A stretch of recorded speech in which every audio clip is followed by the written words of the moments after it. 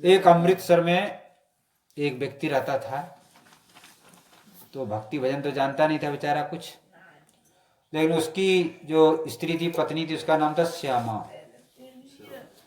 और श्यामा में बड़ा आसक्त था, बड़ा प्रेम था उसका। लेकिन विधि का विधान, श्यामा बेचारी मर गई। अब तो महाराज इतना आसक्ति था, इतना प्रेम था, वो पागल हो गया। और घूमते घामते बरसाना आ गया गहबर वन में, और हा श्यामा, अरे श्यामा, हे श्यामा, ऐसी पागल की तरह चिल्लाता। तो ललिता सखी ने श्यामा जी इसका, हे श्यामा जी, ये आपका बड़ा परम प्रिय भक्त लग रहा है, ये हा श्यामा, हरी श्यामा, ये पुकार रहे हैं। तो राधा रानी ने कहा, कह रही ये श्यामा, ये तो इसकी पत्नी का नाम था श्यामा, अपनी पत्नी को पुकार रहा है। तो ललिता जी ने कहा, नहीं किशोरी जी, ये आपके शरण में आ गया है, अब तो इसको आपको अपनाना ही पड़ेगा। तो श्यामा जी ने कहा, ललिता जी आपकी कृपा जिसके ऊपर हो जाए, जीव के ऊपर, तो उसका तो निश्चित उद्धार है। आपकी कृपा दृष्टि पड़ गई, अब इसका जरूर उद्धार होगा। तो ललिता जी कौन है? स्वामी श्री हरिदास जी महाराज, वही ललिता जी, जीवों का कल्याण करने के लिए स्वामी श्री हरिदास जी ग्रुप में आ गए।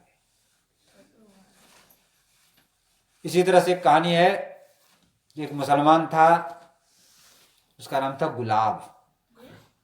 गुलाब बरसाना ही रहता था। देखो आज भी हमारे ब्रज में जो मुसलमान है ना, उनका भी कन्हैया और राधा कृष्ण के प्रति वही भाव है जो ब्रजवासियों का है। पहले था, पता नहीं है कि नहीं, लेकिन पहले के भी जो ब्रजवासी मुसलमान थे उनका भी यही भाव था।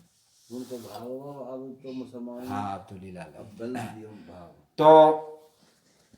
तो गुलाब की बेटी का नाम था राधा, नाम रखा था राधा। और गुलाब तबला बजाता था। श्री जी के मंदिर में जब समाज गायन होता था अथवा कोई कार्यक्रम होता था तो श्री जी के मंदिर में तबला बजाया करता था। और उसकी लड़की राधा नाचती थी, उसमें बहुत सुंदर नृत्य करती थी। ये कार्यक्रम चल रहा था। अब धीरे धीरे उसकी बेटी सयानी हो गई, लेकिन गुलाब बेचारा गरीब आदमी, तो विवाह कहाँ से कैसे करे। तो गोसाई लोगों ने कहा मिलकर के कि सब लोग मिल करके और कुछ पैसा इकट्ठा करते हैं और तुम्हारी बेटी का विवाह करवा देंगे। तो महाराज गोसाई लोगों ने मिलकर कोई एक लड़का खोज करके और विवाह कर दिया और विदाई हो गई। अब उस लड़की में बड़ा प्रेम था, उसका स्नेह था गुलाब का। अब विदा होके जिस दिन गई उस दिन से वो पागल हो गया। और वहीं बैठ करके जो सिंहपौर है राधा रानी का, राधा राधा, हमेशा वो बेटी राधा, ऐसी पागलों की तरह चिल्लाता रहता, बकता रहता। गोसाई लोग बेचारे देखते तो पागल ही हो गया, खाने पीने दे देते, वहीं पे अपना बेचारा ऐसे गुजारा करते थे। इस तरह से हमेशा राधा राधा, बेटी राधा, हा बेटी राधा, ऐसे चिल्लाता रहा। तो स्वयं श्री राधा रानी उसकी बेटी का रूप धारण कर गए और बोले, बाबा चलो तबला बजा, मैं नाचूंगी आज। तो उसने तबला बजाया और स्वयं श्री राधा रानी नाचने लगी। और आज ऐसा नृत्य हुआ, ऐसा नृत्य हुआ कि कभी नाचा ही नहीं था। और वो तबला बजाते बजाते बजाते बजाते मूर्छित होकर के गिर गया और श्री जी की लीला में प्रवेश हो गया। तो राधा रानी, और ये सब अभी 50-100 वर्ष पहले घटना, कोई ज्यादा पुरानी घटना नहीं है, जो ब्रज के भक्त हैं उसमें लिखा हुआ है। तो आज भी राधा रानी कृपा करती हैं जीव के ऊपर, लेकिन जीव का वैसा भाव हो, आज भी राधा रानी कृपा करती है। तो राधा रानी परम दयामयी है, करुणामयी है, जगत जननी है, जीवों पर कृपा करती है। तो हम लोग उनके शरण में जाएंगे तो अवश्य कृपा करेंगे। चरण कमल के पास रख लो राधा रानी, वृंदावन का वास दे दो राधा रानी। चरण कमल के पास रख लो राधा रानी, वृंदावन का वास कर दो राधा। राधा रानी राधा रानी राधा रानी महारानी, वृंदावन का वास दे दो राधा रानी। चरण कमल के पास रख लो राधा रानी, वृंदावन का वास दे दो। किशोरी तेरे चरणन की रज पाऊं, लाडली तेरे चरणन की रज पाऊं। किशोरी तेरे चरणन की रज पाऊं। पड़ी रहो कुंजन के कोने, पड़ी रहो कुंजन के कोने, श्याम राधिका गाऊं। किशोरी तेरे चरणन की रज पाऊं, किशोरी तेरे चरणन की रज पाऊं। व्यास स्वामिनी के गुण गाऊं, व्यास स्वामिनी के गुण गाऊं।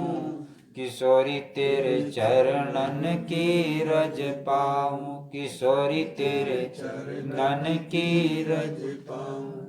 तो हम लोग ब्रजवासी हैं, हम लोग यही श्री राधा रानी से प्रार्थना करते हैं कि आपके चरणों का रज हमें राधे तेरे चरणों की, श्यामा तेरे चरणों की, ब्रज धूल जो मिल जाए, श्यामा तेरे चरणों की, ब्रज धूल जो मिल जाए।